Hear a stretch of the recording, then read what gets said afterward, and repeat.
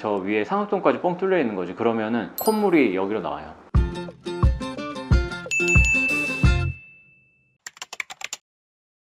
임플란트 과정 중에서 임플란트가 들어갈 공간에 뼈가 부족한 경우에 시행할 수 있는 게 임플란트 뼈이식이에요. 뼈이식 임플란트라고 하시는 분들도 있고 임플란트 뼈이식이라고 하는 분들도 있는데 어쨌든 뭐 의미는 다 통하니까. 임플란트 한다고 해서 무조건 뼈이식을 해야 되는 거는 아니에요. 이전에 제가 찍었던 영상 중에서도 그런 영상이 있는데 제가 그 영상을 찍었던 이유는 필요 없는데도 불구하고 뼈이식을 자꾸 강요하는 그런 치과들이 있기 때문에 그런 치과들을 조심해라 라는 의미로 올렸던 영상이거든요. 많은 분들이 거기서 도움을 많이 얻어 가셨다고 저한테도 댓글로 많이 남겨주셨는데 뼈이식이 무조건 좋다고 생각하시는 분들이 있더라고요. 근데 필요 없는데 굳이 뼈이식을 할 필요는 없고요. 뼈이식 필요 없는 경우에 뼈이식을 할 경우에 우리 몸에서는 그 뼈를 외부 물질로 받아들이고 뭔가 면역 체계가 작용을 해서 염증 반응이 생길 수도 있죠. 그래서 굳이 필요 없는 부분에는 뼈이식을 안 하는 게 좋고 필요한 부분에만 뼈이식을 꼭 하셔야죠.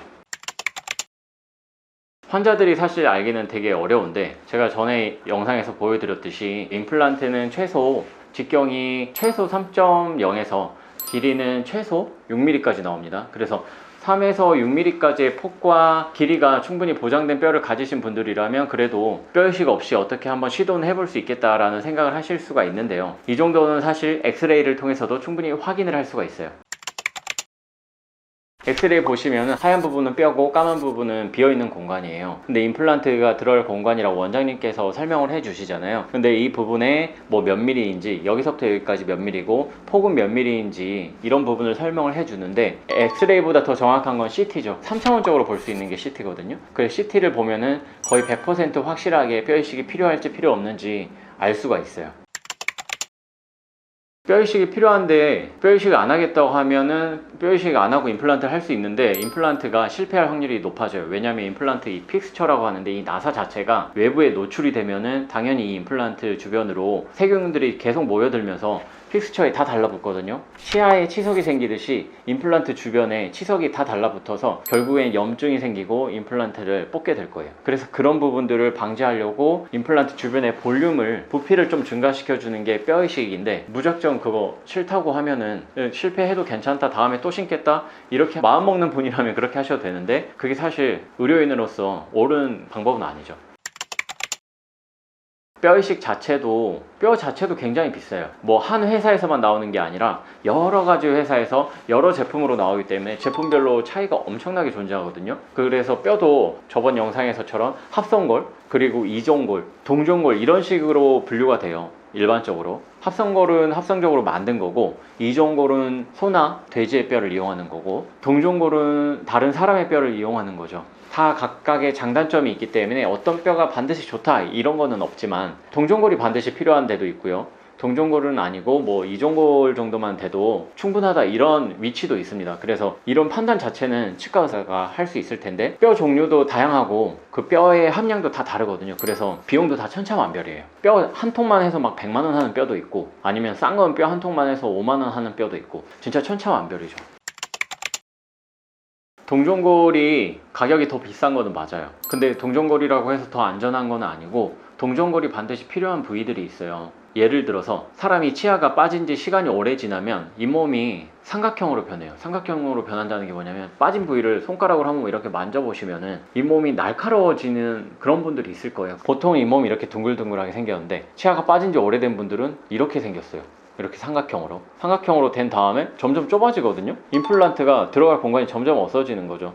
이렇게 임플란트를 심었을 때 임플란트 주변에는 이제 교과서적으로는 동종골이 한 겹을 싸고 그 바깥으로 뭐 이종골이나 합성골이 한 겹을 더 싸고 그 다음에 마지막으로 차폐막이라고 불리는 멤브레인이 있어요. 이 막을 싸서 연조직 그러니까 잇몸 같은 것들이 들어와서 뼈가 생성되는 과정을 방해하지 못하게 막아줘야 되는 게 있거든요. 그래서 이렇게 해야지 교과서적으로 가장 완벽한 뼈이식입니다. 그러니까 이럴 때는 동종골이 반드시 필요한데 무조건 내가 뼈이식 해야 되는데 나는 동종골 쓰고 싶다 그럴 필요까지는 없는 거죠. 뼈 이식을 공짜로 해주는데 좋은 뼈를 쓸 리는 정말 만무할 것 같아요. 아까 말씀드렸듯이 그 회사마다 제품이 차이가 굉장히 많으니까 어떤 회사 제품 굉장히 비싼 뼈는 뭐 뼈를 이식해 놓으면 뭐 80% 90% 뼈가 돼요. 근데 싼 뼈를 이식해 놓으면 뭐 10% 20% 이렇게 뼈가 됩니다. 가격이 그만큼 차이가 나는 거죠. 근데 이 임플란트 뼈 이식을 무료로 해주는 치과에 가면 비싼 뼈를 쓰겠냐고요. 비싼 뼈 안 쓰죠. 싼 뼈를 쓰고, 제가 알기로는 이 뼈도 재활용하는 데가 굉장히 많아요. 뼈 재활용하면 절대 안 되고, 뼈에는 이물질이 조금만 들어가도 염증과 감염을 일으키기 때문에 뼈 이식을 재활용하면은 절대로 안 된다고 저는 철칙으로 여기고 믿고 있는데, 싸게 하는 치과에서는 이런 치과들 굉장히 많습니다. 환자분들이 알기는 사실 어려운데 믿을 수 있는 치과에서 치료를 받는 게 더 중요할 것 같고요. 임플란트 뼈 이식 비용까지 포함해가지고 임플란트를 심는 곳이면은 사실 그렇게 하기는 쉽지 않죠. 또 이미 똑같은 돈을 받았는데 내가 더 좋은 뼈, 더 많은 뼈를 넣어야 되는데 뼈가 아까워서 못 넣게 되지 않을까.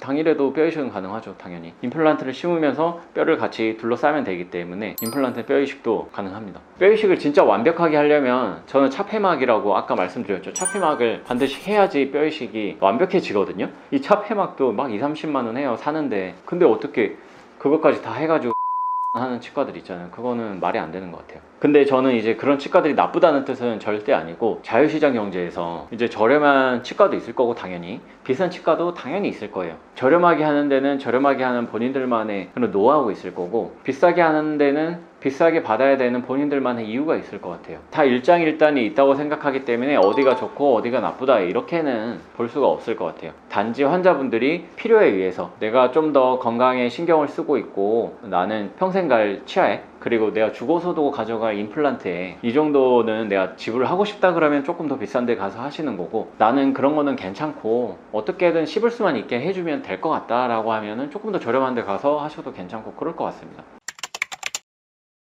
일단 믿을 수 있는 치과를 찾는 것이 가장 좋다. 왜 믿을 수 있겠어요? 치과의 의료진이나 아니면 본인이 받았던 그런 서비스, 그리고 친절함, 뭐 이런 것도 다 연관되어 있을 거고, 치료하고 나서의 예우 같은 것들도 여태까지 계속 좋았으니까 그 치과를 믿고 다니고 있는 거잖아요. 그러니까 그 정도로 나한테 믿음을 줬던 치과라면 앞으로 내가 이 임플란트를 20년, 30년도 쓸 수 있는데 그때까지 나를 관리를 해주는 그 비용에 대한 선지급이다 라는 개념으로 조금 생각하셔도 될 것 같고, 적당한 그런 믿음을 갖추고 서비스를 제대로 해주는 치과를 찾으시면 그게 바로 합리적인 소비다, 이렇게 말씀을 드립니다. 뼈 이식도 아까 말씀드린 것처럼 이 뼈 자체도 외부 물질로 받아들일 수가 있어요. 사람 뼈도 마찬가지예요. 사람 뼈는 오히려 더 그런 경향이 있을 수가 있기 때문에 뭔가 간혹 굉장히 붓고 염증이 생길 수가 있습니다. 그럴 때는 뼈 이식된 재료까지 다 긁어내야 될 수도 있어요. 유튜브 보고 저희 치과에 찾아왔던 분들 중에 그런 분들이 있었어요. 위턱에다가 이 임플란트를 심었는데, 임플란트 심고 잇몸뼈 이식까지 했는데 거기에 염증이 생겨가지고 어금니 쪽이 뻥 뚫려 있어. 뻥 뚫려 있으니까 저 위에 상악동까지 뻥 뚫려 있는 거지. 그러면은 콧물이 여기로 나와요. 어금니로 나오고, 물 마시면 다 들어가고, 상악동 누공이라고 하는데 비염이든 축농증이든 그런 게 생기면서 고름이 흘러내린다던가 그럴 수도 있고, 아니면 계속 뚫려 있으니까 뼈가 안 생성되고 굉장히 안 좋죠. 그래서 제가 이런 것들을 보고 이제 잘 봉합을 해가지고 마무리를 했던 케이스가 있는데, 그럴 때는 기존의 뼈들을 다 긁어내야 돼요. 가능합니다. 치과에서 하는 대부분의 치료는 수면 마취가 가능해요. 왜냐면 치과 공포증이 워낙 심한 분들이 많아서 이걸 해결하려면 사실은 수면 마취밖에 없어요. 전체 치과 중에서 한 10% 정도, 아니 5에서 한 10% 정도는 수면 마취가 가능하지 않을까 싶어요. 요즘 수면 마취가 워낙에 트렌드화 되기도 했고, 저희 치과에서도 미다졸람을 이용한 수면 마취를 하고 있어요. 가끔씩 케타민도 같이 써달라, 약에 대해서 굉장히 잘 아시는 분들이 많이 오세요. 근데 케타민은 사실 안전하게 쓰면은 문제가 없어요. 근데 얼마 전에 뭐 압구정에서 롤스로이스 타고 마약 중독돼가지고 인도 들이받은 사람 있잖아요. 그 사람이 케타민에 중독돼가지고 그렇게 한 거였거든요. 그런 부분 보면 최소한의 중독 가능성이라도 있는 약은 저는 쓰고 싶진 않아가지고 미다졸람이라는 그나마 최대한 안전한 약제만 사용해가지고 수면 마취하고, 몇 뼈 이식 필요하면 뼈 이식하고, 당일에 다 가능합니다. 임플란트 뼈 이식에 대해서 오늘 이렇게 저번 편에서 다루지 않았던 것들을 조금 더 다뤄봤어요. 이렇게라도 해야지 여러분들이 이제 치과를 선택하실 때 좀 더 명확한 기준을 삼을 수 있을 것 같고, 마케팅에 휘둘리지 않을 수 있다, 이런 생각이 들고요. 좀 더 현명하게 치과를 선택하시는데 도움이 됐으면 좋겠습니다. 지금까지 치과왕이었고요. 오늘 영상이 마음에 드셨으면 구독이랑 좋아요 부탁드리겠습니다. 감사합니다.